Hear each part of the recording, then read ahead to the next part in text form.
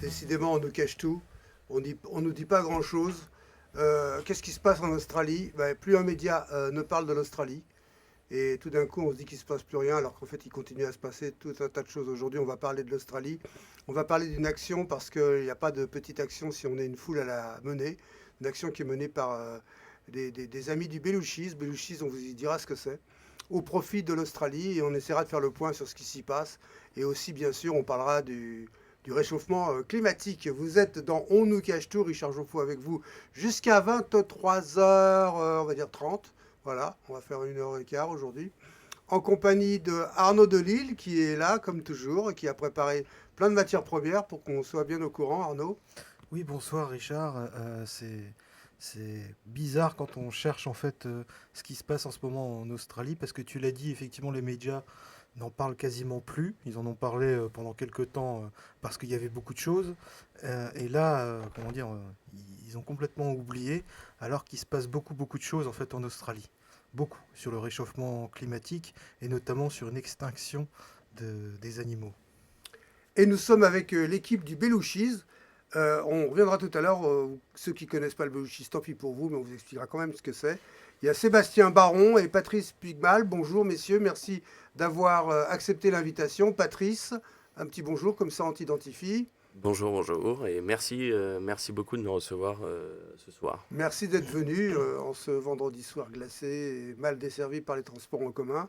Sébastien Baron. Bonsoir, C'est merci un pour nom, l'accueil. vous savez que Baron, c'est un nom qui est très connu dans le monde de la radio, hein. Il y a plein de barons, il y a le Baron, Comme il y en a quoi. sur toutes les chaînes.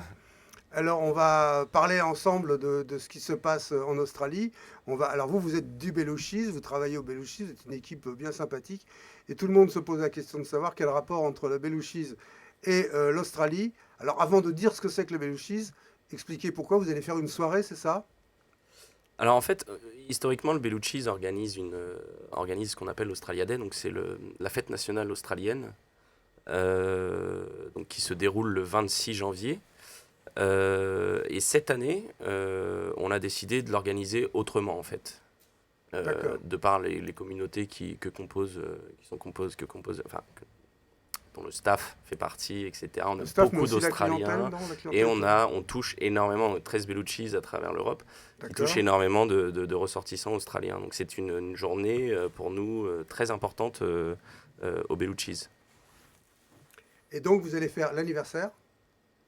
C'est un anniversaire, en quelque sorte. Alors c'est l'Australia Day, c'est la fête nationale. C'est l'équivalent du 14 juillet en Australie, si vous préférez. D'accord. Et au profit d'Australie. Exactement. Alors, on explique ce que c'est que le Belouchis, et comme vous n'allez pas faire votre propre réclame, c'est Arnaud qui s'y colle. Oh, Euh, j'ai peu d'infos, hein, en fait, grosso modo, c'est facile. C'est le Belouchis, c'est juste un bar qui est européen et vous en avez peut-être comment dire, en Australie, deux, peut-être, je crois. Alors non, pas encore. Pas encore, Ça viendra d'accord. peut-être. J'ai entendu qu'il y avait 14 sites, c'est Exactement. ça, un peu en Europe. Alors, quel est le Belouchis? C'est un lieu de rencontre de sportifs, haut de gamme et cuisine américaine, avec des soirées, événements sportifs et en direct. C'est ça? Exactement. Voilà, et apparemment c'est plein et bondé, et ça marche bien. Parenthèse, la C'est ça. cuisine américaine, elle est bonne. On se régale. Bon, on y fait Ouais. attention parce qu'après, ça gonfle. Moi, La là, prochaine fois, il faudra venir un petit peu avec la cuisine américaine. j'avais une petite question, c'est pourquoi cette cause internationale? Très bonne question. On a un PDG qui est très actif dans la vie associative. Et c'est pas la seule cause dans laquelle on travaille au Belouchis. Et il a été très touché par ce qui s'est passé en Australie de par la remontée de pas mal d'employés du Belouchis, que ce soit sur les sites à travers l'Europe ou même au siège, Mhm. avec peut-être son humour anglais, il a dit OK, let's do it. Et c'est parti d'une discussion autour d'un verre dans un restaurant. Il a dit on donne 100% des profits de cette journée au niveau européen en fait. Donc ça représente énormément. Au niveau européen, c'est parce que j'ai vu au niveau du bénéfice que vous allez donner, ce sera pour la Croix-Rouge, Armée du Salut, donc tout en Australie, et WWF Australie, c'est ça? Pour la Exactement. protection des animaux. Exactement. Voilà. Ok. Alors, avant de poursuivre, deux informations pratiques. Vous pouvez nous voir, nous retrouver sur Twitch, le compte irm.radio ou IRM Radio. On est en direct, retransmis sur Twitch, vous aurez l'image. Et vous pouvez nous envoyer des SMS si vous voulez intervenir dans l'émission pour poser des questions ou pour donner votre avis sur le 07 71 59 62 68. Je répète, 07 71 59 62 68. Bien sûr, vous pouvez aussi intervenir sur le chat de Twitch et on vous répondra à la fois sur le chat et aussi dans l'émission. Voilà, on vous attend nombreux.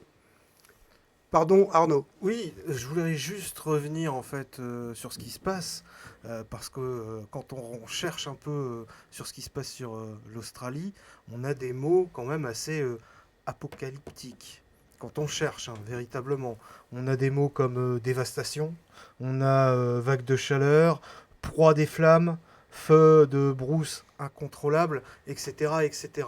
Alors, quand j'ai été amené à chercher, la première chose en fait qui est venue vers moi, c'est comment dire des cyclistes qui arrivent, qui font une pause, et à ce moment-là, un koala arrive vers une dame et qui se précipite en fait avec la personne en fait pour aller avoir de l'eau, parce qu'effectivement il y avait beaucoup de feu, et donc les animaux, notamment les koalas et les kangourous, etc., n'avaient absolument rien pour boire.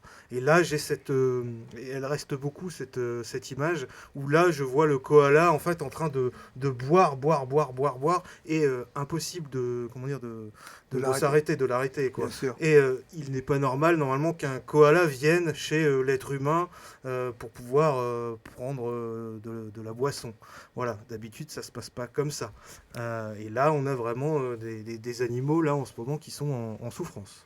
Alors on va revenir sur ce phénomène parce que plus aucun média ne parle de l'Australie. Pour les médias, comme c'est plus spectaculaire, il n'y a plus d'affaires, alors que les feux ne sont pas éteints et qu'on assiste à une sorte de génocide écologique. C'est une des plus grandes catastrophes que l'humanité ait connues depuis la Deuxième Guerre mondiale, avec des millions, voire des milliards d'animaux qui sont décimés. Est-ce que vous, au Belluccis, comme vous avez dans vos équipes des gens qui sont australiens, vous avez des histoires à nous raconter, vous avez des témoignages à rapporter avant de redonner la parole à... Une chose juste pour Oui. dire, c'est que là on est en janvier, mi-janvier même, plutôt fin janvier, ça a commencé en septembre. Donc Ouais. on en est à 2 mois et demi, 3 mois, même plus de 3 mois de feu, quoi. Voilà, c'est juste pour dire. Alors en fait, ce qui s'est un peu passé, donc, c'est que, comme vous l'avez dit, ça a commencé fin 2019, avec au total, le paroxysme des feux, ça a été plus de 300 feux déclarés. On a ensuite assisté à des cyclones, etc., qui ont éteint une grande majeure partie des feux. Donc à l'heure d'aujourd'hui, même, il ouais. reste 70 feux. Donc on parle Maintenant, pas malgré forcément. la pluie qui est tombée, Malgré la pluie qui est tombée, il reste environ parce que 70 feux. l'opinion publique française pense que tout est réglé. Hein. Comme on n'entend plus parler, pour eux, il n'y a plus de feu, il n'y a plus rien. C'est Quoi. quasiment ce qui a été dit aussi dans les médias. D'accord. Donc là aussi, on nous cache tout. Quoi. Après, encore une fois, moi-même, j'ai de la famille qui habite à Sydney. Quand ils m'envoient des messages ou des photos le matin en portant des masques pour se protéger de la fumée, etc., ça fait un peu froid dans le dos. Encore une fois, quand eux-mêmes leur envoient des photos qu'à 14h30, il fait nuit, c'est pas normal. On a tous assisté on a tous vu ces images avec le ciel orange, presque rouge à 14h. Ce ne sont pas des scènes auxquelles on a l'habitude d'assister en Australie. Mais comment vivent les gens là-bas? Tu as des échos. Bon, il y a des gens qui sont déplacés. Enfin, l'angoisse reste là et on respire mal. Oui, clairement, et il y a une sécurité nationale sur l'eau, c'est-à-dire qu'ils n'ont pas le droit d'arroser leurs plantes. Ils sont très très vigilants sur l'utilisation de l'eau, que ce soit dans le Queensland, que ce soit dans le New South Wales, qui se situe un peu plus dans le sud de l'Australie. Là, c'est la région qui est particulièrement affectée par les feux. Ils ont énormément de restrictions d'eau. On a également 600 écoles qui sont fermées, donc que ce soit écoles primaires, des collèges, etc., pour justement éviter que les gens sortent, car la fumée reste très nuisible à la santé des gens qui qui sortent dans la rue. Alors, est-ce que vous avez, ou Arnaud, est-ce que tu as des informations? On a mis en cause le Premier ministre et on a l'impression vraiment que les pouvoirs publics, alors c'est pas le seul, après on va élargir le débat et parler du réchauffement climatique et des responsabilités des dirigeants. Est-ce qu'on a le sentiment en Australie, c'est ce qui a suinté de certains reportages, que si les pouvoirs publics avaient pris des dispositions intelligentes face au réchauffement climatique, les choses se seraient peut-être passées autrement? Il est vrai que l'Australie reste quand même le premier exportateur de charbon. C'est qu'ils utilisent énormément de charbon, que forcément c'est pas la solution la plus écologique. Ça, je pense qu'on est tous d'accord sur ce point. Maintenant, on ne peut pas forcément remettre en cause le pouvoir public de l'Australie et leurs décisions. Je pense que ce sont pas les seuls qui sont impliqués dans ce phénomène et ce sont pas eux euh, qui subissent, qui ont eu, qu'on fait le- les choix pour avoir ce Oui, genre de c'est-à-dire conséquences. qu'ils ne sont pas responsables de l'incendie, ça c'est sûr, hein. Voilà. Mais est-ce qu'il n'y a pas une incurie quand même vis-à-vis de ce risque majeur? Est-ce qu'on n'a pas pris des dispositions? Il y a certains pays où on le fait. Compte tenu du réchauffement climatique, les risques d'incendie sont multipliés, on le voit en France aussi. Et est-ce qu'on ne prend pas des dispositions pour pouvoir justement soit prévenir, soit éventuellement corriger ou intervenir plus rapidement en cas de catastrophe de ce genre? Parce que c'est bien beau de dire ok, c'est pas eux qui ont mis le feu. On ne sait pas d'ailleurs qui a mis le feu au départ. Oui, Arnaud? Alors, il y a beaucoup de choses. On a commencé par les photos, parce qu'il y a des photos qui sont vraiment... c'est- Quand on regarde vraiment, on a vraiment quelque chose d'apocalyptique, Oui, véritablement. Avec des gens qui sont, qui ont perdu quelquefois leur maison. J'ai des fermiers qui ont plus rien, qui ont même pas voulu partir, qui ont voulu rester en fait sur place, parce que le bétail, en fait, soit on les tue, parce qu'ils sont tellement dans un état très Oui, pour qu'on les accablé, achève, quoi. voilà. Qu'on les achève, Soit on les laisse sur place, mais on ne sait pas combien de temps ça va durer. Voilà, j'avais sur ça. Ensuite, concernant les politiques, j'ai plusieurs choses, notamment les fausses informations sur Facebook et Internet. C'est-à-dire que est-ce que le réchauffement climatique, est-ce que c'est un déni ou de la désinformation?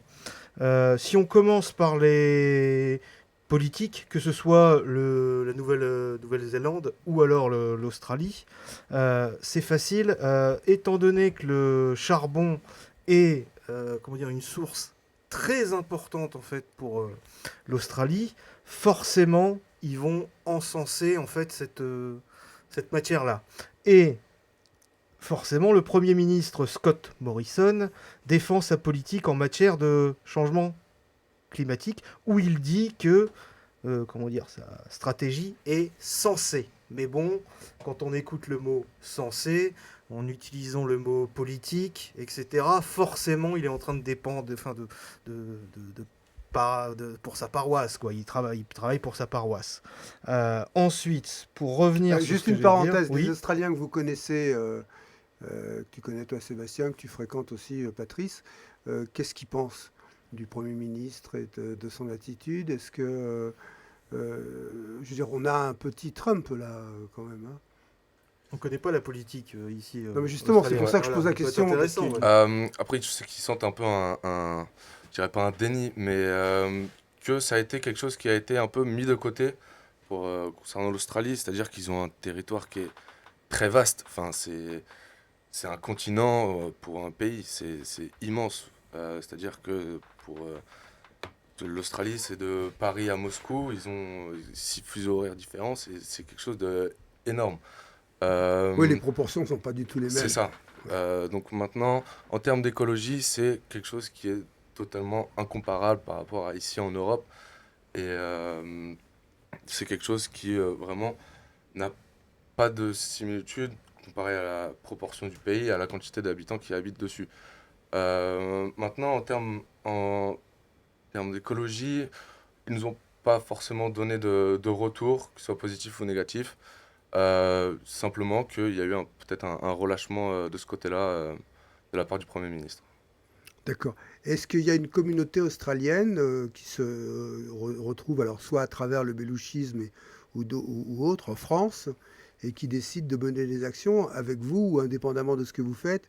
Est-ce qu'il y a, est-ce que tu as senti dans la communauté australienne de Paris, hein, puisque c'est de ça qu'on parle, une sorte de communion, une envie d'agir ensemble, de ne pas laisser les choses comme ça, qu'est-ce qu'on peut faire pour le pays? Ça a été c'est votre directeur qui a réfléchi à ça. Après, on rentrera sur le détail de la soirée et comment l'argent va partir, les associations avec lesquelles vous travaillez, hein.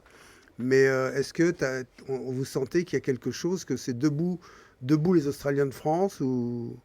Oui, clairement. Enfin, même nous, on est très intégrés dans tous les, par exemple, que ce soit les groupes Facebook d'expatriés australiens ici à Ouais. Paris ou des choses comme ça. Et d'habitude, c'est plus des posts ou des conversations sur où se retrouver pour aller boire un verre, euh, ou faire Ah la oui, fête à bien sûr, Paris, bien ou sûr. trouver un logement ou des choses comme ça.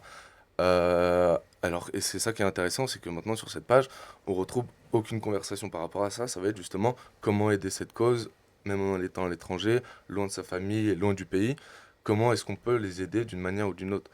Donc oui, clairement, Donc il là, y a quand même on a cette le sentiment communauté. qu'on s'interdit la légèreté un petit peu. Tout à fait, On ne s'autorise pas à penser aux loisirs, aux distractions, aux choses exactement, légères, parce qu'on est simplement australien et qu'il y a la famille, les copains qui souffrent ou qui meurent là-bas, quoi. exactement. On a une idée du nombre, je ne sais pas, peut-être qu'Arnaud a le renseignement, puisque c'est notre recherchiste en chef.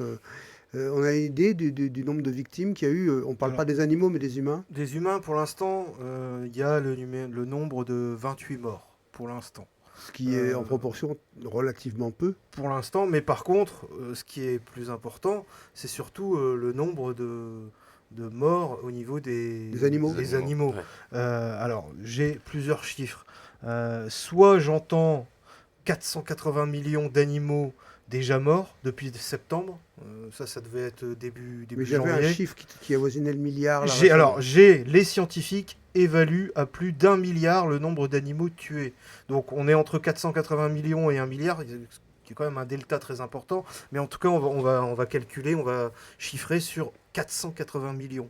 C'est énorme. Mais c'est déjà énorme. Et pour parler un peu de Et les l'Australie. espèces qui disparaissent peut-être aussi, non? Oui, là, aujourd'hui, je Parce parlais que c'est de... pas fini, ils sont tous en danger, en train de crever, faute de nourriture, faute d'eau. Exactement. Ornitharix, comment on appelle ça? Ornithorynx, Voilà. Là, on a peut-être l'extinction de cette espèce-là. Voilà, peut-être. C'est en cours. Voilà. Mais dis donc.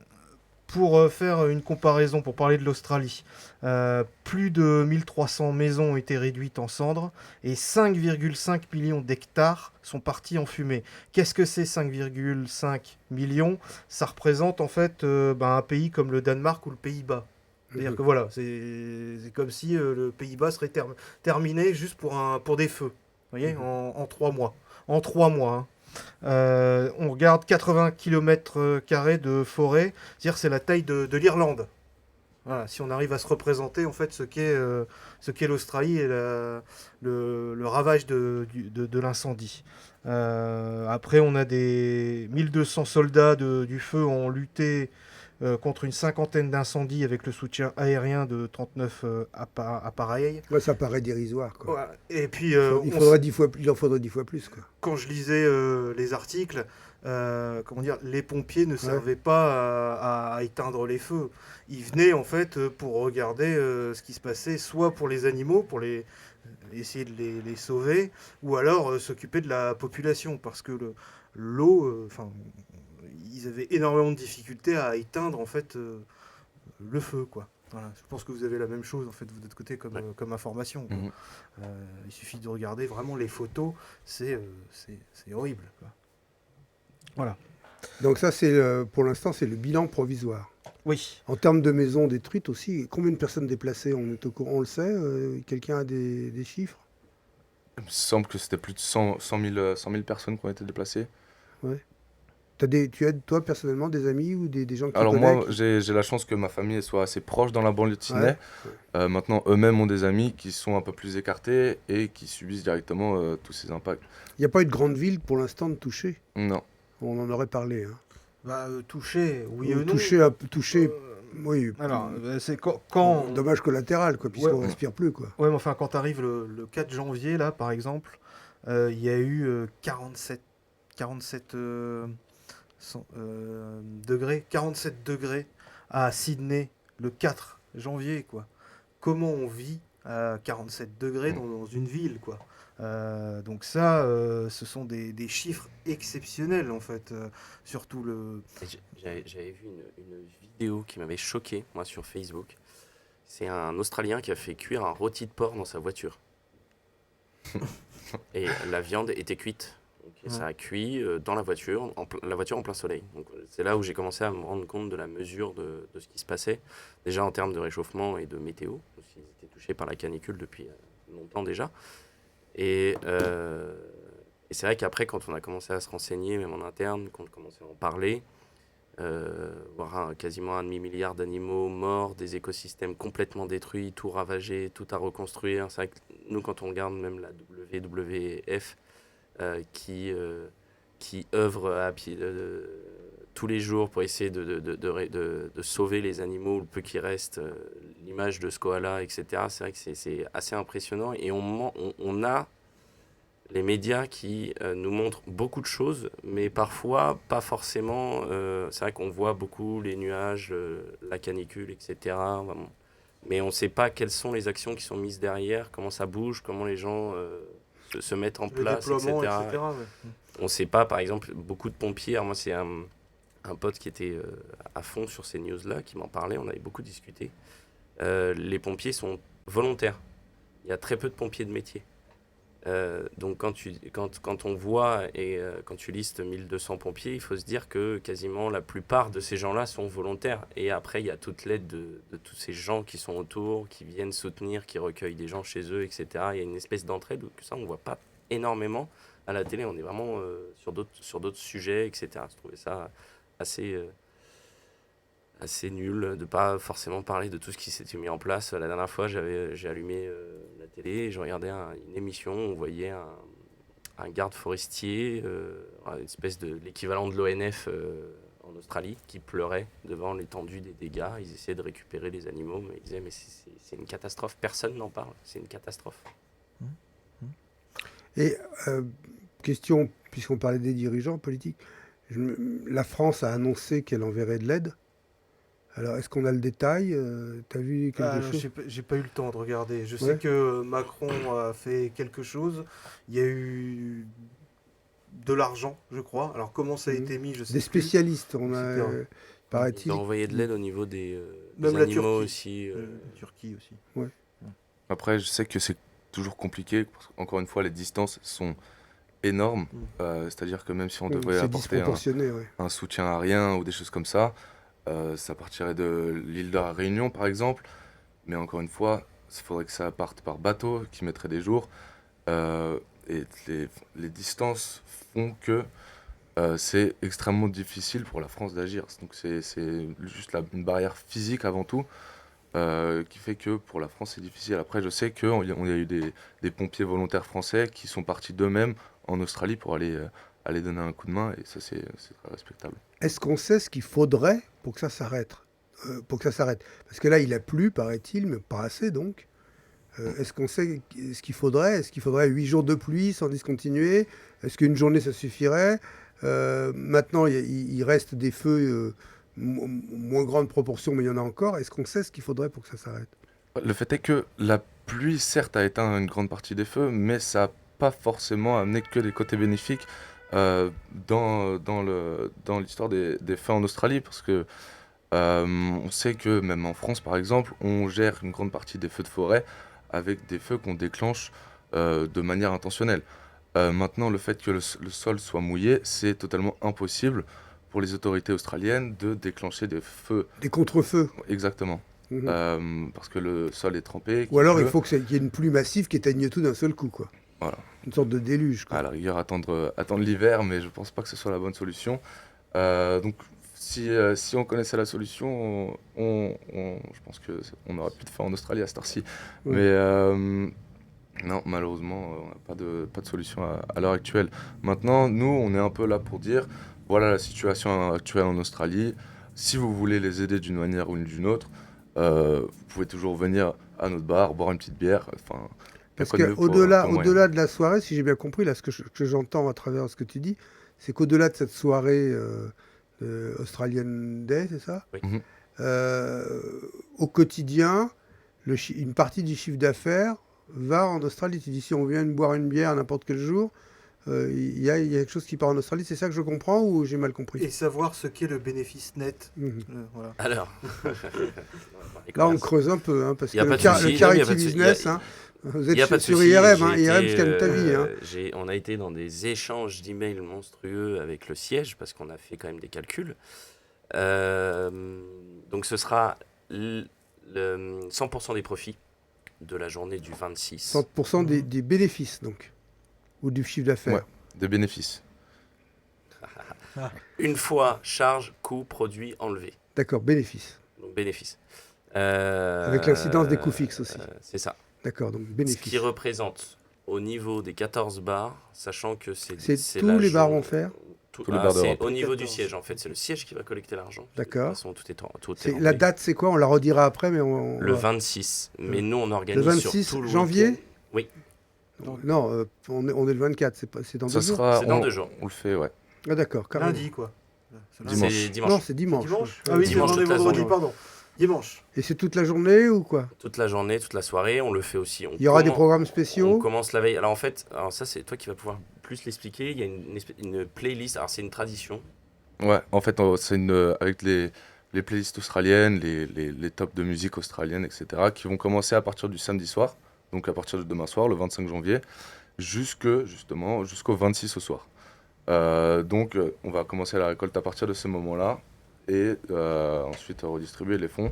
Donc, ça va techniquement commencer à partir du 25 à minuit. Donc, quand le bar va rester ouvert un peu plus tard de la nuit, du 25 à minuit jusqu'au 27. Ok. Et donc, il n'y a pas de spectacle particulier. On est juste sur la musique qui est diffusée, qui sera un peu spéciale. Exactement. Après, on est en lien avec. Donc Sébastien était en lien avec l'ambassade australienne, qui elle s'occupe aussi de. Ça me permet de rebondir aussi sur ce qu'on disait tout à l'heure. Les communautés en France bougent beaucoup. Et l'ambassade liste tout ce type d'événements, tout ce genre de choses où il y a des levées de fonds et centralise un peu les infos aussi. On a toutes sortes d'animations. On va servir toute la journée un des plats australiens phare, le chicken parmi. Et on aura des bières australiennes, etc. etc. D'accord. Vous avez une communication visuelle sur le lieu? Oui. Où c'est annoncé, c'est des affiches? Parce que là, bon, c'est la radio, mais on est une petite radio, c'est pas nous qui allons remplir les salles. Hein.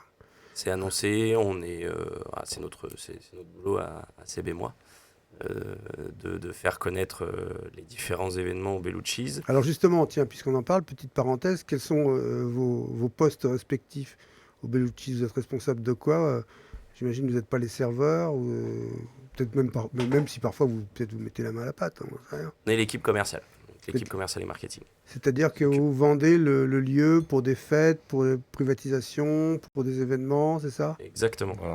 On s'occupe aussi du coup toute la partie marketing, donc la communication, mais on va être aussi sur le terrain pour répondre aux clients quand ils veulent organiser un événement de tout type, littéralement. Donc, C'est-à-dire ça que va- si demain il y a une société qui veut créer une incentive, faire une fête, etc., vous privatisez la Ils viennent salle, nous le voir. public ne peut plus rentrer, ou une partie, Tout à fait. d'accord.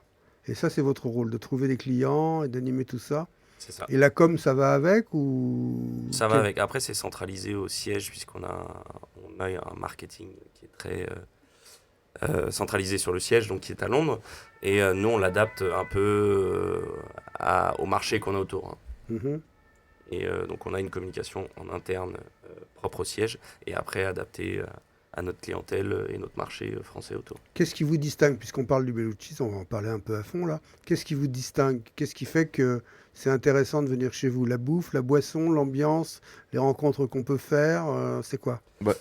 Le confort, les filles, j'en sais rien. Il y a 600 lits au-dessus, donc il y a 2 auberges à Paris. Donc c'est bar et auberge. Ce qui faut pas oublier. Donc vous êtes à la gare du Nord, c'est ça? Voilà. Allez, on donne l'adresse. On donne l'adresse. 5 rue de Dunkerque. 5 rue de Dunkerque. Et on en a une autre au 159 Ça rue fait de combien de Crimée. temps que c'est ouvert Alors 2013, 5 rue de 2013, Dunkerque. d'accord. Et l'autre auberge a ouvert en 2008. C'était la première auberge parisienne qui Mhm. comptabilise 400 lits qui est sur le canal. 400 rue de lits, Crimée. c'est-à-dire que ça fait hôtel, c'est ça? C'est une auberge de jeunesse. Ah d'accord, au Donc départ voilà. Donc au départ, en fait, pour vraiment parler du Bellucci's, Ah oui. la famille de notre PDG a Parlons-en. acheté un bar à Londres. Et en fait, en achetant le bar, ils ont acheté tout l'immeuble.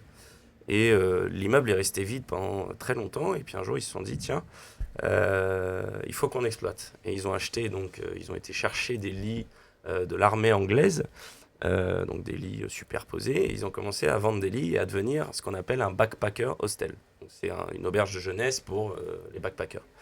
Et le concept est resté. Et du coup, les Bellucci's sont toujours en dessous d'une auberge de jeunesse qui s'appelle Saint-Christopher Inn. Saint-Christopher étant le patron des voyageurs.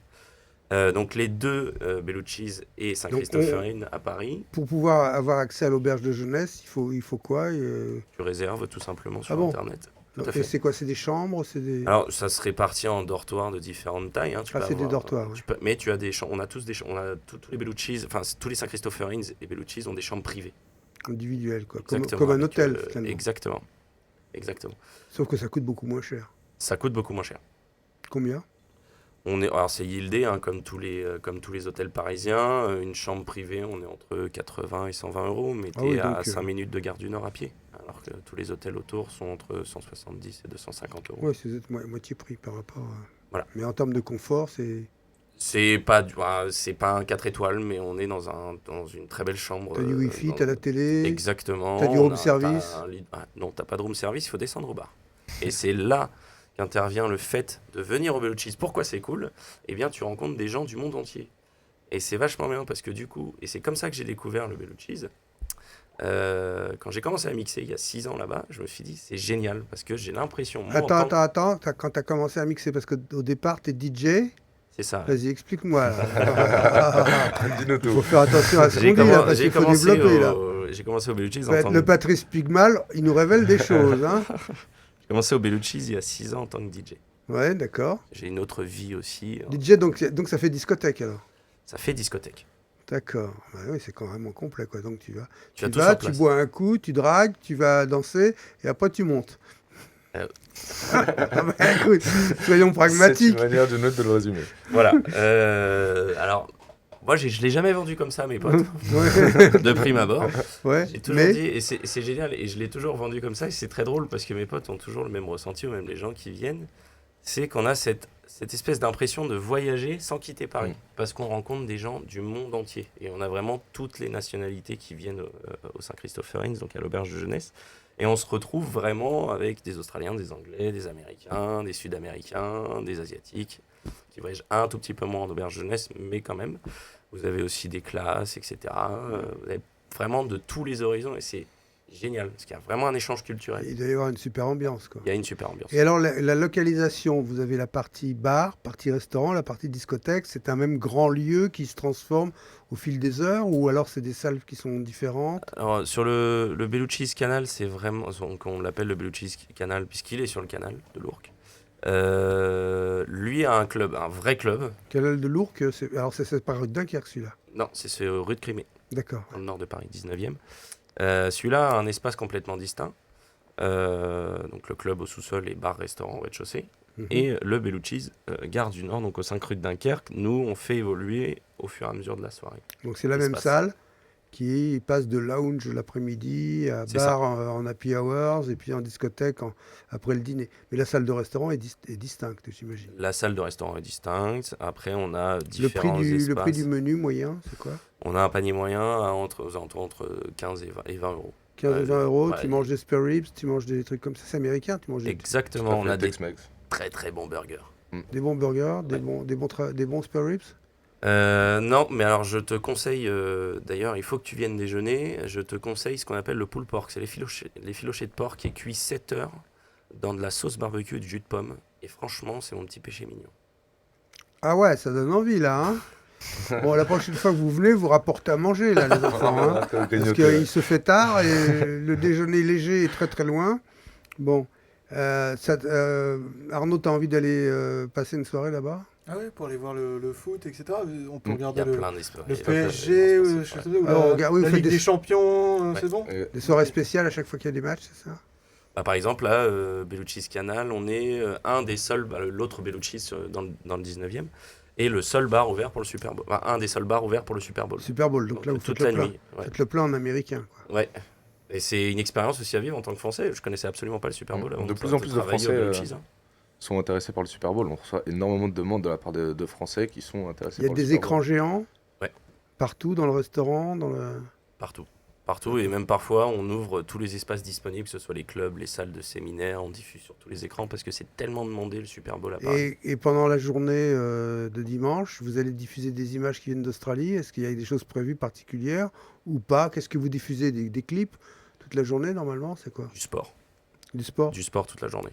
Et là, pour dimanche, pour la journée spéciale, ça va être du sport aussi? Très bonne question. Normalement, oui, c'est planifié. On essaie également avec l'ambassade d'avoir de la signalétique, un peu pour sensibiliser les gens, que ce soit des Français ou les gens partout dans le monde, sur justement ce qui se passe en Australie et avoir les chiffres réels à l'heure actuelle. D'accord. Et vous êtes sur place? Vous n'êtes jamais sur place si vous occupez des commercialisations. Vous allez voir les clients ou comment ça se passe? Vous n'êtes pas sur place? Ça dépend. Vous buvez pas La des- semaine prochaine, on sera sur place. Vous buvez pas des bières? Très rarement, Richard. Très rarement. Ouais. Il nous arrive de rester sur place, bien évidemment. On est en support aussi avec les équipes opérationnelles. Il faut bien sur des très gros événements. Pour l'Australia Day ce week-end, pas forcément, puisque c'est un événement qui est très simple à organiser pour nos équipes opérationnelles. Oui, puisque c'est juste une question de gestion de l'argent, quoi. Et puis une playlist un peu différente, c'est ça? C'est ça. Ouais, donc finalement, il n'y a pas... Et après, La nourriture et des boissons aussi qui changent même. On peut commander en fait. La nourriture, attends, quelle Ouais. nourriture? Du kangourou, on peut manger? Non, Non, Des koalas. peut-être pas. c'est pas le moment. Du koala. Eh oui, IRM, c'est aussi l'humour noir, hein. J'ai mangé le kangourou, c'est pas mauvais en soi, hein. C'est quelque chose qui est très répandu en Australie. C'est un steak un peu plus brut, mais ouais, non, on n'aura pas de kangourou, pas pour ce week-end-là. non, c'est le chicken parmi. Le chicken? C'est une escalope de poulet servie avec du parmesan fondu et de la Ça, c'est tomate, australien? des frites, hein. Ça, c'est une spécialité australienne? ça. D'accord.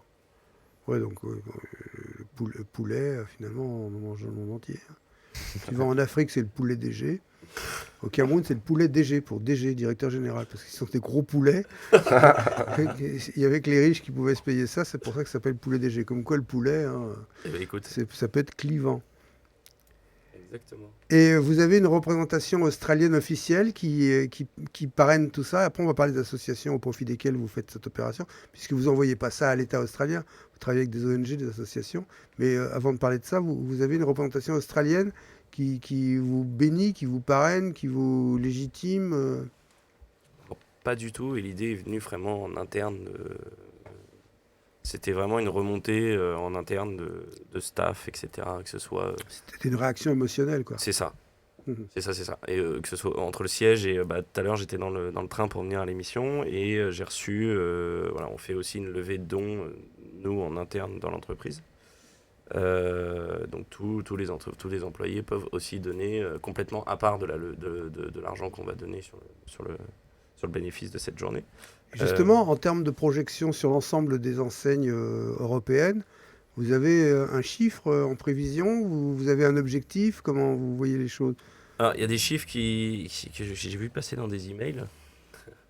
Je vais donner une fourchette parce qu'on sait jamais, on peut jamais prévoir puisque la date change toujours. On a pris un prévisionnel par rapport à l'année dernière. On est entre 110 000 et 150 000 euros Euros, sur toutes les enseignes. sur toutes les enseignes Ça, c'est le bénéfice qui sera distribué. pour la journée. D'accord. Tu avais une question à poser, Arnaud? Non, c'est les 150 000. Soit on parle en fait du bar, soit on parle de l'Australie. Parce qu'il y a beaucoup de choses à dire en fait sur le réchauffement climatique. On va y revenir. Et, Ouais. on va revenir en fait là-dessus. Mais je suis étonné que dans les écrans, vous n'ayez pas justement couplé ça avec toute une communication pour sensibiliser les gens qui passent, des flyers, etc., sur le réchauffement climatique. Parce que je pense qu'un des grands objectifs qui doit présider aux actions pour la survie de l'humanité, c'est de nous rendre conscients qu'on est sur un petit vaisseau spatial avec de l'air en quantité limitée, de l'eau et de la nourriture en quantité limitée, que si on crame tout et qu'on fait pas gaffe, on va tous crever. Au-delà, et on n'aura pas besoin des grèves ou des guerres de religion pour crever, quoi. Oui, Oui. mais alors, est-ce que tu crois que c'est la faute des êtres humains ou des différentes politiques qui sont mises en place? Comme les politiques sont mises en place par des êtres humains, mon capitaine, je dirais les deux. Ou les multinationales aussi, puisque en général, On c'est ne dit peut-être pas tout non plus. les, Donc, les responsables dans tous plus les cas. qu'autre chose. Non, mais il arrive un moment Mhm. où les multinationales qui voient leur intérêt d'aujourd'hui et pas du week-end prochain, on se rend compte que si aujourd'hui ils servent leur intérêt, le week-end prochain, ils auront crevé. Mhm. Enfin, c'est même pas une question d'être un humaniste, c'est une question de réfléchir un tout petit peu aux données de sa propre survie, non? Enfin, comment vous voyez ça, les garçons? Les Belouchiens. On vous appelle Les comment? On vous Belouchiens. appelle les Belouchiens? Tiens, c'est pas mal ça. Je vais réfléchir. les Le jeu, Beluchiens, hein. Ou les Béluchiottes. on nous appelle souvent le marketing. Ouais, d'accord, ouais. Ah, c'est beaucoup plus mignon. Bon, enfin, c'est trop commun, moi je dirais les Belouchiens, quoi. Eh ben écoute, c'est noté. Belouchis Team, quoi. Et les Belouchis Crew. Béluchiennes aussi, non? Ah, les Belouchiens. Ça, c'est passé 4h du mat. Ouais. Mais on en parlera Il pas. n'y a ce pas soir. des filles dans votre staff, là? Parce que vous auriez pu venir avec une fille, quand même. ou deux. Ah, si, on a pas mal de filles. Elles sont derrière le bar. Là. Bah ouais, mais quand même. Voilà. Ça, Mais c'est à l'équipe ça, c'est du commerciale, non. sexisme. À Tu vois, les l'équipe commerciale, commerciaux, les métiers un peu nobles, machin, et les filles, elles sont derrière le bar. Si ça, c'est pas On du avait une sexisme. fille que j'ai remplacée. Donc voilà, il aurait fallu peut-être que je mette une perruque et que je me rase la D'accord. barbe. Ça a Et vu, pourquoi on l'a remplacée? Parce qu'elle faisait pas l'affaire ou qu'elle Elle a est préféré- partie sur des projets personnels qui sont assez cool. Bon, d'accord. Donc là, de ce côté-là, on sauve l'honneur. On reparle un peu du réchauffement climatique, Arnaud, c'est ça? Oui, un petit peu. Après, je sais pas si. Non, mais c'est intéressant de donner un Si, petit si, peu on va jeter, un état des lieux parce que on est en marge de tout ça et je crois que parce que ça aussi on nous cache. Mais bien sûr, mais ça On fait, endort la population, ça quoi. fait très longtemps. Alors, la question est toujours savoir si le réchauffement climatique est naturel ou elle est due à l'activité en fait des hommes. Ça, c'est toujours la question. Alors, si on résume en fait tout au début, dans les années par exemple 1910, au niveau de l'Australie, les températures se sont élevées en moyenne d'environ 1 degré depuis le début. Selon les services De météorologiques. 1910 à quelle date? Ah, maintenant. Ah, maintenant, d'accord. Donc, selon les services météorologiques australiens, l'an dernier, la période allant de janvier à novembre a été la deuxième plus sèche jamais enregistrée depuis 1902, ainsi que la plus chaude jamais observée. En 2009, l'État de Victoria avait connu un samedi noir, au cours duquel 179 personnes étaient décédées. Du fait de quoi? Toujours pareil, Le réchauffement climatique? le côté sec, etc. Enfin, D'accord, la La sécheresse. canicule. La météo. La quoi. canicule, la canicule, La ouais. canicule. On a eu en 1983, alors ça, vous allez peut-être m'en parler, le mercredi des cendres, je ne sais pas si vous connaissez ça ou pas, où ça a fait 75 morts dans les États d'Australie méridionale et de Victoria. Il y a eu le pire incendie en fait de l'histoire Oui, c'est ça, australienne. c'est un incendie de. En 83. C'était pas un incendie d'une mine de charbon? Là, par contre, j'ai pas l'info. Mais en tout cas, quand j'ai fait des recherches, c'est au niveau de l'évolution humaine, est-ce que c'est pire ou pas? Est-ce que c'est pire qu'avant? Je pense qu'il y a quand même une évidence. Il y a une évidence, mais comment dire, j'ai l'impression que ça part, en tout cas dans le monde occidental, dans tous les pays, ça part partout. Que Mhm. ce soit comment dire, le réchauffement climatique, que ce soit la question sociale, ça part, le côté finance aussi. On nous parle d'éventuellement une crise bancaire, une nouvelle. En tout cas, ça monte progressivement dans le monde des médias. Ça part de partout. Et donc, moi, je me suis posé la question sur ce qu'est plutôt, comment dire, la fascination pour nous de ce qu'est la prophétie. Tu veux dire la prophétie de la fin du monde? La prophétie du monde, etc. Et puis, comment ça a été, comment dire, de façon intelligente, en tout cas réfléchie. Par exemple, je parlais de Marguerite Duras, notamment il y a eu la catastrophe de Tchernobyl, par exemple. Ce qu'avait dit, par exemple, Marguerite Duras à l'époque. Oui. Et on peut le remettre en parallèle entre ce qu'a dit Marguerite Duras et maintenant. Je vais citer Marguerite Duras. Maintenant, on pourra presque enseigner aux enfants dans les écoles comment la planète va mourir. Non pas comme une probabilité, mais comme l'histoire du futur. On leur dirait qu'on a découvert des feux, des brasiers, des fusions que l'homme avait allumés et qu'il était incapable d'arrêter. Que c'était comme ça et qu'il y a des sortes d'incendies qu'on ne pouvait plus arrêter du tout.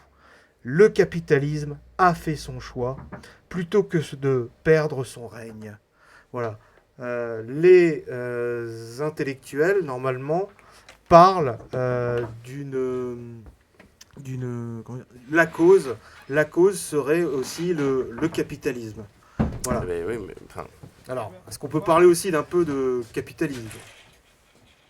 il y a aussi tout ce qui se passe et tout ce qui s'est passé avec les 30 Glorieuses, hein, que nous, on nous a enseigné à l'école, et cette espèce de développement industriel exponentiel, Mhm. où on s'est mis à surconsommer et à Et on provoquer continue encore à... la surconsommation. Oui, non, La mais bien sûr. surconsommation. Et aujourd'hui, il y a des enfin, quand j'ai commencé à m'enseigner sur le réchauffement climatique, j'ai commencé à regarder plein d'émissions, plein de trucs, et des choses et d'autres. Et j'ai commencé à me rendre compte que, par exemple, on donne aux entreprises européennes au niveau européen, au niveau de la gestion au niveau de l'Europe, des crédits de pollution. Mhm. Et qu'au final, on s'est rendu compte que tout le monde magouille.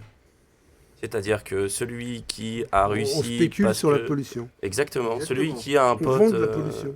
Ouais, mais celui qui a un pote au niveau européen, bah, il va dire donne-moi un petit peu plus. Et du coup, on s'est rendu compte qu'il y a un marché qui s'est créé. Et maintenant, on vend la tonne de carbone. Donc, on vend du droit à polluer. Ce qui me fait rire. Et j'ai vu autre chose, c'est qu'on a dit, bon, plus de paille en plastique, plus de trucs en plastique, etc.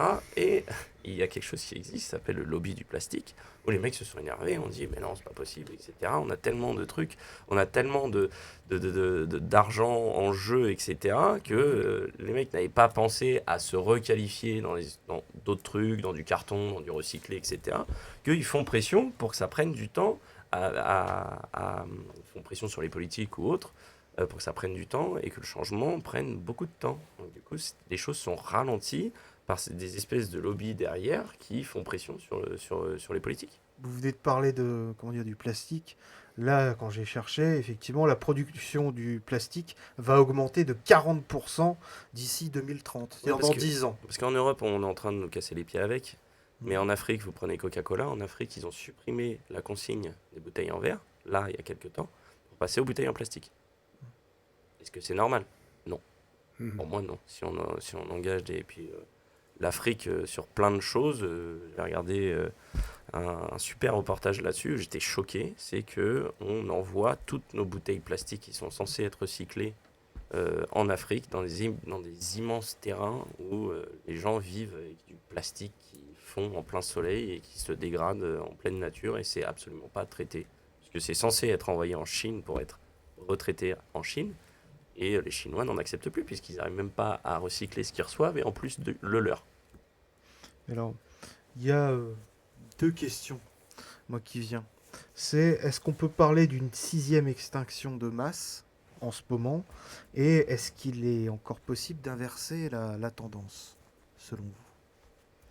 Alors, on peut pas faire de la fiction. hein. Oui, Parce que là nous, on n'est Inverser pas, la tendance on n'est pour pas moi. on n'est pas des spécialistes. hein. Non, mais on on arrive- peut déjà se poser la question. On n'arrive déjà pas à Voilà. ralentir l'accélération. C'est-à-dire que la tendance, non seulement elle n'est pas inversée, mais ça continue à s'accélérer. Donc, on n'est pas à stopper, on n'arrive même pas à ralentir l'accélération. C'est-à-dire que ça continue d'accélérer dans le mauvais sens. Donc, Avant de pouvoir inverser la tendance, il faut que ça arrête d'accélérer dans le mauvais sens. Il faut que ça arrête d'aller même doucement dans le mauvais sens.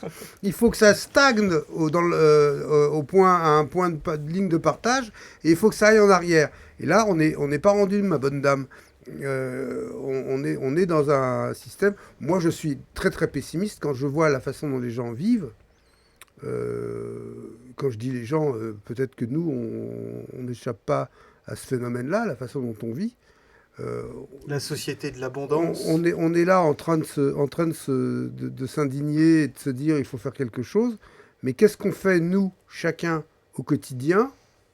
Comme je disais au début, il n'y a pas de petits gestes si on est des milliards à les faire. Qu'est-ce qu'on fait, nous, chacun, au quotidien? Finalement, bon, là, au Belouchis, ils vont ramasser de l'argent. Mais est-ce qu'au quotidien, on n'utilise plus de plastique? Regardez dans ce studio. On donne à boire aux invités parfois. Là, on n'a pas sorti les bouteilles. Qu'est-ce qu'on a? On a des petites bouteilles plastiques. On n'a pas la place de mettre une bonbonne d'eau, parce qu'on n'a pas la place. Et en plus de ça, si on mettait une bonbonne d'eau, il faudrait mettre non pas des gobelets, mais des verres en plastique, des verres en verre, pardon, pour que les gens puissent boire. Ou alors des gourdes. Non, je rigole pas, on ne parle pas des mêmes gourdes. Et, On peut utiliser les éco-cups qu'on utilise au Belouchis. alors, c'est quoi les éco-cups? C'est du plastique recyclé que nous donnent nos fournisseurs, que l'on lave en fait. Donc, C'est pas du verre en verre, c'est Ouais. un verre en plastique recyclé que l'on lave, qu'on récupère en fait. Donc, et vous servez avec des bouteilles de verre? Alors, Vous avez une gestion on a un poste qui a été développement créé. durable? Vous avez une charte de développement Alors, durable? le poste vient d'être créé et on est en train de se mettre en place. De toute façon, la législation est aussi passée en France sur pas mal de choses sur le plastique. On est en train de faire la transition sur nos pailles Alors, ce que vous ne voyez pas à etc. l'image, c'est que pendant ce temps-là, Patrice regarde le latex. Parce qu'on a on a les goodies de IRM, sont des préservatifs faits avec Smile. Et ce sont des préservatifs de fabrication française. Tu vois, on consomme Eh local. ben écoute, je Hein pourrais en déposer au Belouchis. Voilà, avec plaisir. On te mettra aussi des flyers, tiens. Exactement, avec grand plaisir. Voilà. Donc, Mais oui, continuez. on est- Donc, là, on- vous avez une charte et vous avez un poste qui a été créé. On a un poste qui a été créé. Donc Qui en fait, s'occupe de quoi, ce poste? C'est assez drôle, c'est que dans l'entreprise, on a ce qu'on appelle un Rising Star chaque année. Donc on peut proposer un projet qui est présenté au conseil de surveillance. Et si on est sélectionné, l'idée est appliquée. Et l'année dernière, c'est quelqu'un qui voulait se mettre complètement au vert. Et ben, il a gagné. Et bon, c'était l'année dernière ou il y a 2 ans, je sais plus. Et en fait, le fait d'avoir gagné a fait qu'on lui a dit, bah, on te crée un bureau, on te crée un poste au siège, et c'est toi qui vas aider l'entreprise à aller plus vers le vert au niveau de l'Europe. Donc oui, on y va, on est sensible. Après, on a beaucoup de verres consignés, on a aussi beaucoup de bouteilles verre, du verre perdu, ce qu'on appelle, mais qui est récupéré et recyclé aussi. Mhm. On utilise quasiment... Mais même le verre perdu pollue moins que le plastique, de toute façon. On va vers moins de plastique. On est plus sur de l'éco-cup que du verre en plastique. On est sur du verre en verre. Mhm. Faites très attention aux consommables. Et donc, il y a une personne qui est nommée, qui a un poste, qui est salarié pour veiller à tout ça. C'est ça l'histoire? Qui est en train d'implémenter des procédures et des process pour nous amener vers le plus vert, D'accord. Vers le développement durable, etc. Ouais. les couverts. Mais c'est quelque chose qui, exactement, et c'est quelque chose qui est en train de se démocratiser dans l'hôtellerie aujourd'hui, avec ce qu'on appelle des écolabels ou des bâtiments HQE, c'est-à-dire haute qualité environnementale. Donc, ils sont capables de justifier d'un faible rejet de CO2. Ou écolabel, on est sur les produits de beauté, tout ce qu'on met dans les chambres, etc. Le nombre de fois que vous allez laver les serviettes. La Alors, les blanchisserie, serviettes, justement, au etc. restaurant, c'est des serviettes en papier ou c'est des serviettes en tissu? Ce sont des serviettes en papier recyclé. C'est du papier recyclé. Mm. D'accord. Donc, déjà, là, ça progresse. Petit à petit, step by step, comme tu disais tout à l'heure, c'est un petit geste chacun. Si on est des milliards à le faire, on va vers une amélioration aussi. D'accord. Alors, maintenant, parlons des associations qui sont vos partenaires, puisque l'argent qui va être, c'est 150 000 euros, c'est ça? Voilà, Alors, c'est peu et c'est beaucoup, hein, 150 000 euros. Mais C'est peu par rapport aux besoins et c'est beaucoup parce que si tous les groupes, les chaînes de restaurants, d'hôtels en faisaient autant, ça, comme on disait tout à l'heure, ça ferait un gros fleuve. Ça va aller où alors, ce sera centralisé au niveau du siège, et c'est eux qui feront la répartition divisée en 3, forcément, trois. du montant qui sera récolté ce jour-là. En 3 parce que il y a 3 entités, 3 ONG. Voilà, c'est Croix-Rouge ça australienne, l'Armée du Salut australienne et WWF Australie. D'accord. Ok. Après, chaque association a spécialisé dans un certain domaine, c'est-à-dire que WWF va être forcément plus spécialisé vers la faune et la flore, Bien sûr. alors que les autres associations vont être plus dans le côté social et humanitaire de la chose. Maintenant, je sais qu'ils sont aussi en contact avec des organismes australiens qui eux-mêmes sauront redistribuer équitablement en fonction des besoins sur place à ce moment-là. Est-ce que vous avez une idée, vous, ou peut-être Arnaud, dans les chiffres que tu as pu explorer, de ce que cette catastrophe, est-ce qu'on peut évaluer? Alors, les pertes en animaux, on ne peut pas l'évaluer, mais le coût. Quel est le coût de cette catastrophe? Parce que quand on voit, il y a les lobbies du charbon ou du plastique qui défendent leurs précarés, qui défendent leurs intérêts, là, le coût, c'est un petit peu supérieur. Est-ce qu'on a une idée du coût? Parce que c'est tellement phénoménal, c'est tellement disproportionné, on n'arrive pas. Arnaud, il y a des chiffres qui je sais passent pas les chiffres pour l'Australie. Par contre, au niveau comment dire, du nombre de victimes, comment dire, sur 2019, sur les conséquences de la crise climatique, j'ai des chiffres. Au niveau de l'argent, j'ai les incendies, par exemple, de Californie, ont coûté 25 milliards de dollars. Le typhon... Attends, depuis quand? C'est par an? 2019. Ah, cette année. 2019, ouais. En 2019, Ouais, 25 cette année, milliards de Ce dollars qui s'était passé, en fait, partis en fumée. aux crises climatiques en fonction En des... Californie des- uniquement. Californie, ouais. Donc c'est 25 pas les milliards de dollars États-Unis, c'est juste seulement. un État, d'accord. Le typhon Agibis, donc au Japon, a causé des dégâts d'une valeur de 15 milliards de dollars et a tué 98 personnes. On a les inondations du Midwest au niveau des États-Unis, 12,5 milliards de dollars, avec des ravages dans les terres agricoles et sur les récoltes, donc c'est 12,5 milliards. Au niveau des victimes de personnes qui sont mortes à cause de la crise climatique.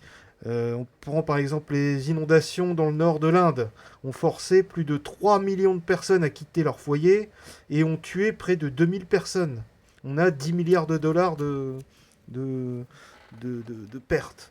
Au niveau du cyclone Idai, qui a frappé l'Afrique australe en mars de l'année dernière, on a eu le cyclone le plus meurtrier jamais enregistré dans l'hémisphère sud, tuant 1300 personnes et 2 milliards de dollars de dégâts. Et le dernier, j'ai l'ouragan Dorian, qui a tué 673 personnes, dont la grande majorité aux Bahamas. Voilà, on a des Ouais. choses un peu partout. Donc ça, c'est mais, les chiffres mondiaux. voilà. Et vous, les Belushis Boys, là, vous avez des chiffres, des évaluations qui viennent d'Australie ou qui sont faites par vos équipes? Non?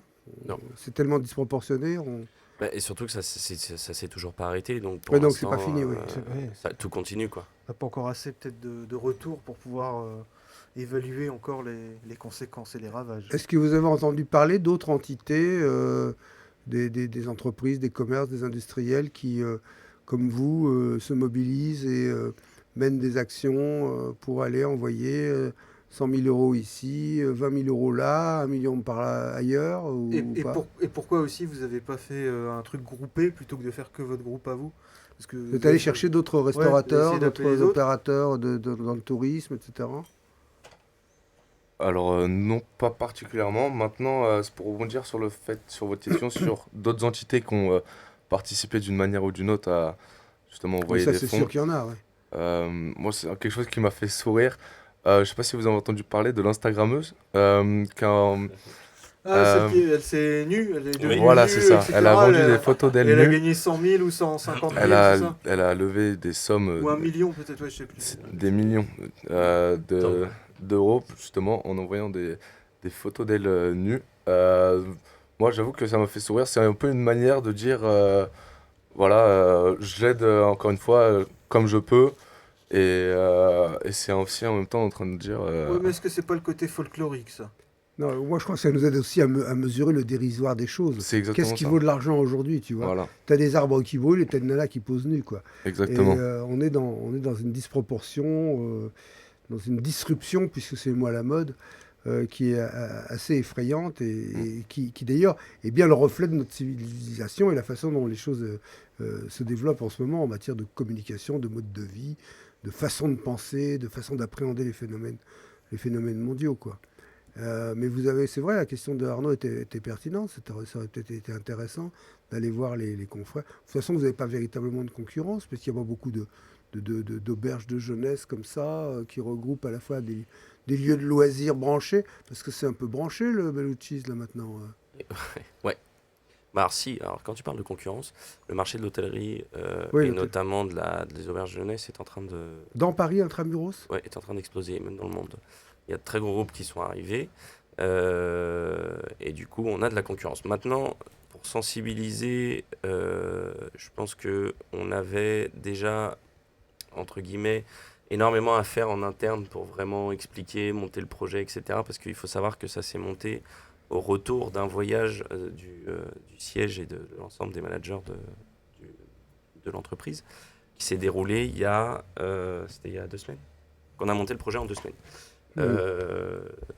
Donc on n'a pas vraiment eu le temps de peut-être aller voir et de faire Ouais, quelque chose de plus ouais, gros. ouais. Moi, je trouve que l'idée est juste fantastique de notre PDG, c'est qu'au final, on va pas aller... Comment il s'appelle, en fait? Faut prononcer Ah. son nom un peu. Toi, t'as un meilleur anglais que moi. Quel est son nom? Ah oui. Keith knows. Comment? Keith, K-E-I-T-H. Qu'est-ce D'accord. Kiss? Qu'est-ce C'est- Knoveless? c'est Ah, tout à la fait ça. française. À la française. À la Qu'est-ce que Noblesse? Ah, d'accord. Bon, bah, faut le saluer quand même. Faut lui Non, mais ser- du coup, ce qui faut lui ce qu'il y a serrer de la bien pince, derrière, il symboliquement. sera là, on le verra dans pas longtemps, donc je lui serrerai la pince. Faudra lui transmettre Et, vous- et- un gros bisou et une capote de la part de l'équipe d'IRM. et est-ce que vous allez refaire en fait la même chose peut-être dans 6 mois pour la forêt amazonienne? Alors, on a Où une on en autre est, en journée fait, qui en s'appelle Amazon? Ça, je sais pas, Live Your Life Day. Ah, Oui. vous avez ça aussi? Oui, où on D'accord. lève des fonds pour, et ça c'est depuis l'histoire du Bellucci's, de la création, depuis très longtemps, on lève des fonds pour sensibiliser aux dons de moelle osseuse. D'accord. Voilà, Ouais, parce que le c'est ça. PDG a été touché de très près par la perte d'un être cher. Par cette question-là, oui. Par cette question-là. Et donc on est vraiment amené. Après nous, même en interne, au niveau de Gare du Nord, au niveau du Bellucci's de Gare du Nord, on est très impliqué dans la vie associative. D'accord. Que ce soit, pas forcément lever des fonds, mais si notre salle de séminaire n'est pas prise et qu'une association a besoin d'un espace, pourquoi pas. Donc nous, IRM, comme on est une radio associative, si on a besoin d'un espace pour faire une fête... On vient chez vous. On en a déjà parlé, Richard. Non, non, mais là, on en parle publiquement, parce que ce qui est dit publiquement, forcément, ça vaut signature. Qu'est-ce que tu veux organiser? Dis-moi tout. Non, non, moi, je veux rien organiser. J'aurais une partouze géante. Ah bah, écoute, on a de très belles salles, au moins 2. Quand il Insonorisées. a dit très belle salle, je pensais que la deuxième syllabe, ça serait autre chose. D'accord, Oui, au mais moins c'est- 2. Ça, t'en trouveras pas au Bellucci's, malheureusement. D'accord, non, mais je plaisante. Mais bon, bref, pour en revenir, Ouais, voilà, vous travaillez très, avec les associations, et je trouvais ouais. l'idée, je trouvais l'idée du PDG assez cool parce que du coup, c'est pas comme, enfin, on est très souvent sollicité dans la rue. Et pour Oui, moi, j'imagine. passer tous les jours à Gare du Nord, il y a, et c'est génial aussi, mais on est très souvent sollicité. Et là, de dire, bah tiens, on va pas mettre une cagnotte, on va pas dire aux gens, mets de l'argent là, on va dire, bah tiens, l'argent que tu vas dépenser en buvant une bière chez nous ou en mangeant un cheeseburger ou quoi que ce soit, en dépensant chez nous, bah nous, on va le donner. Et du coup, ça sensibilise les gens différemment et c'est très très bien reçu auprès de la clientèle et auprès de la communauté australienne Et parisienne. vous avez prévu plus de marchandises, plus de personnel? Est-ce que vous avez projeté une recrudescence, une augmentation du chiffre d'affaires et de la Je fréquentation peux te donner pour ce jour-là le poids, le volume de poulet qu'on a commandé pour ce week-end. C'est plus important que d'habitude, c'est ça? Ah, complètement, ouais. On est à hauteur de 400 escalopes, oui, prévues pour le chicken Au parmi. lieu d'avoir... Bah, quasiment rien, puisqu'on fait, on a du poulet juste pour notre burger, et après on a un volume extraordinaire de frites et de chicken wings. Les wings de Ah oui, les poulet, wings. c'est énorme. Comme il y a beaucoup d'enseignes qui font des wings, mais vous faites des hot wings aussi, Oui. très, Très spicy. très spicy. Oui. D'accord. Donc, On a un Ça, spicy challenge. Hein. ça c'est la grande mode en ce moment, hein. Ouais. Vous avez une concurrence féroce avec C'est tellement bon. des fast-food. Oui, c'est bon. C'est bon, mais c'est lourd en calories, quoi. Ah, cuisine américaine, on a pas Et- dit. Après, on Et a le bilan carbone des spicy, vous l'avez fait pour Non, mais c'est. Non, mais oui. Qu'est-ce que tu appelles? Alors, qu'est-ce que tu appelles le bilan carbone? De Bah, la c'est-à-dire cuisine que et du gaz ou de... Bah voilà, pour arriver à un spicy, quelle est la pollution qui est générée par la fabrication d'un spicy wings là? C'est une très bonne question. C'est une très bonne question. Parce que finalement, je la ne sais bouffe pas. durable, ça peut être intéressant aussi à voir. Tiens, voilà, à plat égal, on est dans le développement durable. Combien on crame de gaz pour cuire, l'huile, la pollution, la fumée, enfin voilà. Sur réduire nos coûts, Ça exactement. serait intéressant de lancer une grande enquête pour savoir le bilan carbone des wings, enseigne par enseigne. Tiens. J'en ai une qui me vient sur le bout de la langue, je la citerai pas, mais il va y avoir un sacré problème. Hein, parce que le poulet. Il est pas grillé, il est cramé, c'est ça? Ah, Non, une mais c'est grande le fond de enseigne commerce. connue. Ouais, fast food. Ah Le oui, mais fast-food. je la vois. Si, Un peu américaine. Hein. Yep. je vois. Bon, bah écoutez, Non, mais après, c'est quelque chose sur lequel on est très sensible, même de façon sur la réduction de plein de choses. mhm. Alors, maintenant, on va récapituler. Parce que l'émission va toucher à sa fin dans une toute petite dizaine de minutes.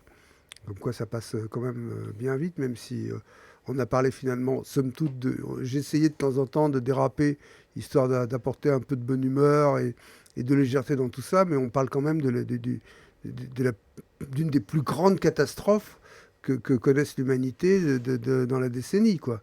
Avec la forêt amazonienne aussi, qui a peut-être déplacé moins de population, d'après ce que j'ai Il y a compris. ça, mais on a aussi les ouragans. Enfin, c'est un peu partout, quoi, entre guillemets. Sauf qu'on est beaucoup plus sensibilisé parce qu'il y a le monde des médias, même si il y a quand même quelque chose à critiquer, mais on est quand même beaucoup plus impacté en fait là-dessus, puisqu'il y a toutes les chaînes d'infos un peu partout où normalement on était au courant. Sauf que effectivement, l'actualité fait que là, ça y est, depuis 3 mois, on n'a plus besoin d'en parler parce que C'est moins spectaculaire, voilà, c'est ça? moins trop Voilà, exactement. On dénonce ici très souvent l'information spectacle, on dénonce la façon dont l'information circule ou ne circule pas. La semaine dernière, on était avec l'association Anticorps, qui va devenir partenaire de la radio pour dénoncer les abus. Alors là, on est dans un tout autre registre. Mais la gestion de l'information est quelque chose qui, pour nous, c'est un domaine très important. Pour revenir à ce cas-là, est-ce que vous pensez, vous ici, comme ça a été un petit peu dit tout à l'heure, que les humains sont responsables et qu'on est dans une période pré-apocalyptique?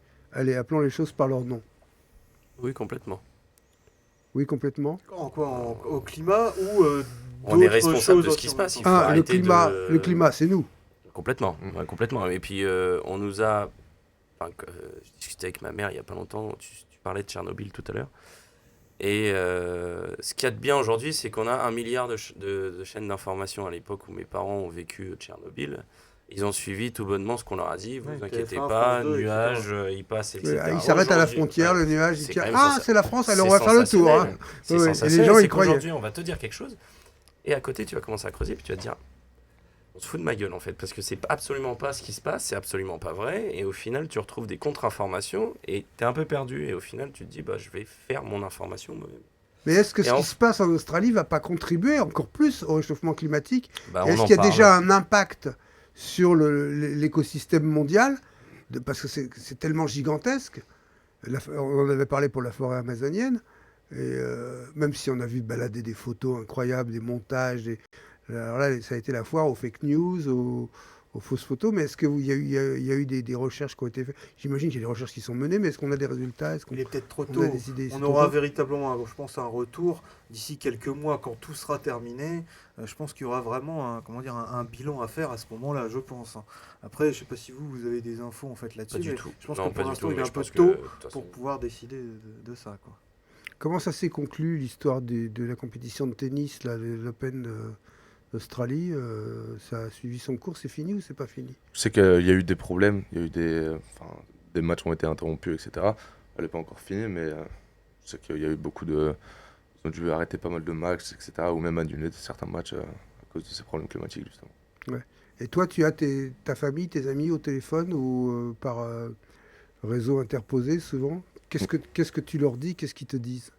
Alors, encore une fois, moi, du coup, ils sont dans la banlieue proche de Sydney, donc ils subissent la chaleur énormément. Ça, c'est la première chose qu'ils vont me dire, que la chaleur est juste insoutenable, que, encore une fois, beaucoup de fumée. Les gens toussent là-bas, quoi. Oui, Tout le monde tousse. clairement, encore une fois, ils m'envoient des photos Non. avec Ça- les ça te fait masques. rire, mais tout le monde tousse. Tonton, pourquoi tu tousses? Tonton, pourquoi tu tousses? Plus des questions comme ça. Fernand parce que Reynaud, c'est un Les, sketch de les Fernand promos, c'est mieux pour y aller en Australie en ce moment.